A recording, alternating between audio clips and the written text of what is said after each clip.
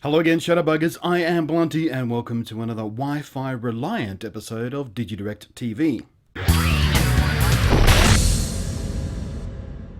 So the subject of today's video is this prodigious puck of photographic potential. God damn it, I love alliteration. So this, if you're not familiar, is the Sony QX100. It is a relation of the very, very good Sony RX100, but as you can see, there's no screen, no camera body, no regular camera shape to it. It is literally what they call a lens camera. It has the sensor in there that the RX100 Mark II has. It has the lens in there, exactly the same as the RX100 Mark II does, but it doesn't have a screen. It relies on your mobile phone device or indeed tablet to provide the screen and therefore the control of this camera for you. And it is very, very interesting. And the temptation to write this off as some sort of gimmick is very, very strong because it is kind of gimmicky. But as we've seen in the recent past with the Nikon DF, some gimmicks actually make sense when you get them out into the real world. Does this make sense when you get it out into the real world and start shooting with it? Does it make more sense than actually picking up an RX100 Mark II, for instance?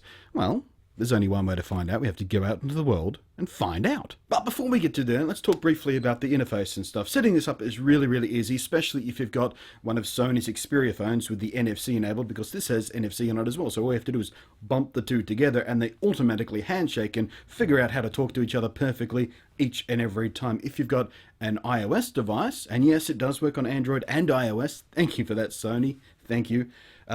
It's a little bit more complicated to set up. You have to basically put in the Wi-Fi password and the SSID manually and all that sort of stuff. But once you do that, you never have to do it again. It's synced with that device for good. Every time you turn it on, your phone should find it, and away you go.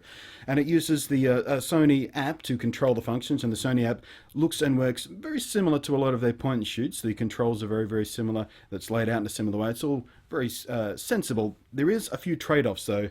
This versus a dedicated point and shoot camera like the RX100 Mark II, for instance, and they are, well, you don't get RAW, which is a bit of a bummer, and your choice of video options are a bit more limited. Here, instead of the selection of frame rates and resolutions you've got on the RX100 Mark II, all you've got here is 30p at 1440 by 1080. But for the kind of stuff you're going to be shooting this with, which you are going to be sharing online because this the mobile nature of this creature, that's perfectly fine. But I think it's about time we go and look at what this thing can actually do, don't you? I've waffled long enough about the hardware. So here's an interesting secret. You guys have already seen me put this camera to use for serious work. On the job, as it were. It was the QX100 that filmed both the two camera pieces and the product demonstration shots for my recent review of the Pentax K3.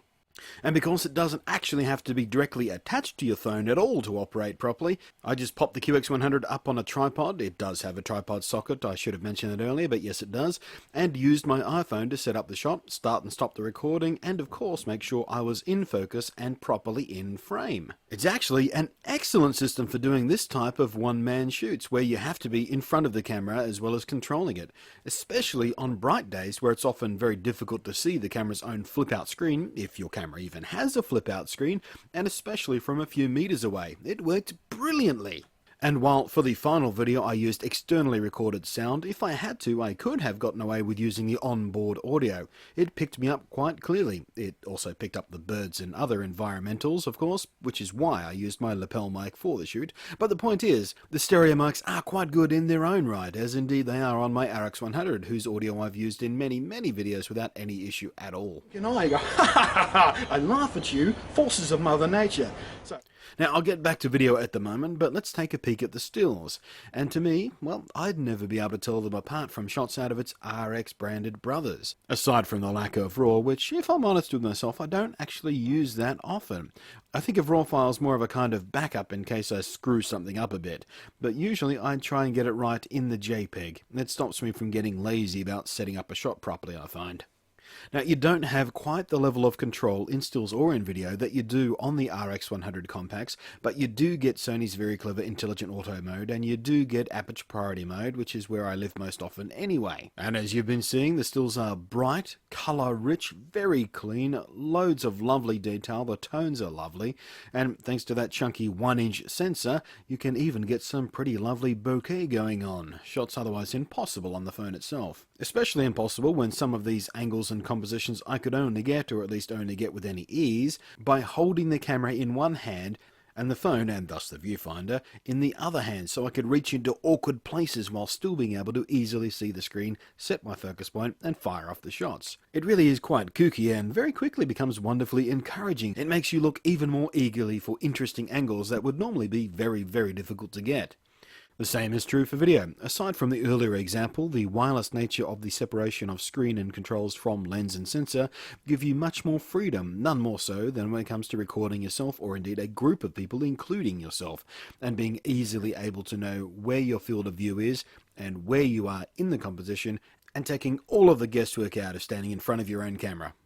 And Sony's excellent stabilization technology is on board too, meaning even one-handed you can still get nice looking shots with all the ugliest shake and jitter smoothed out for a natural and pleasant movement. There are only two things that I don't love about the QX100. The first is the video mode is a bit too limited. Unlike in stills mode, I can't tap to focus to move the focus point around it. It's just a standard continuous autofocus deal, which under some specific conditions and shots can get a bit frustrating, but say 90% of the time it works like a charm. The other thing is battery life. Merely because it's constantly squirting a live viewfinder feed to your device over Wi-Fi means that the battery will be gobbled up much, much faster than its RX brethren.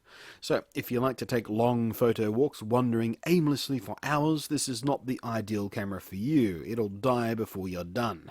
This is better suited for people who take, say, a fistful of shots a day to throw around online. It'll last people like that a few days on a single charge. And people like me will also find its remote video functions endlessly useful, though again, thanks to that little battery and big Wi-Fi, it's the wrong choice for shooting events or day-long trips to the zoo and stuff like that. Admittedly, it's a very niche camera, but for the people who live in that niche, my word, they're gonna dig it.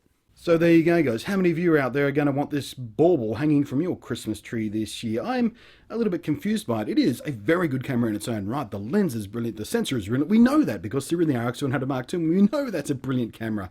The results are terrific and certainly leagues above even the very best of the inbuilt mobile cameras out there sitting in our devices. But who is it for? Well, it's for the passionate mobilographer out there, the iPhone photographer, the Android photographer, the moblographer, or whatever phrase you want to use for that want to get the very best image quality possible, want a good zoom, but it also lets you stick with your mobile device of choice regardless of its camera quality. Xperia tablets, for instance, brilliant tablets. The cameras on them, not so much, but you throw one of these in your kit bag while you're out and about and all of a sudden you've got a brilliant camera and one of the best tablets out there on the market. Gorgeous high resolution screen, so good for editing pictures on. It's small and it's light and it's easy to carry, and you got, I could rave on and on, but this is about this, not about the various tablets out there and the Xperia Z tablet and stuff like that. Well, that's what it's for. It's for those mobile photographers out there who want the very best of both worlds. They can pick and choose their device and not have to worry about what camera is inbuilt. They can get a really good camera and not have to worry about, does it have Wi-Fi? Do I have to get an Wi-Fi card?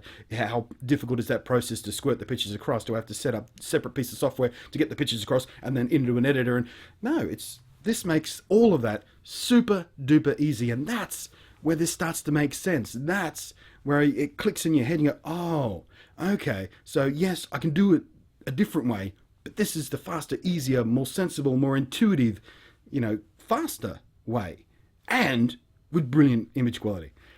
That's where it makes sense. That's what the QX100 is for. So thanks for watching. That is your lot for this week.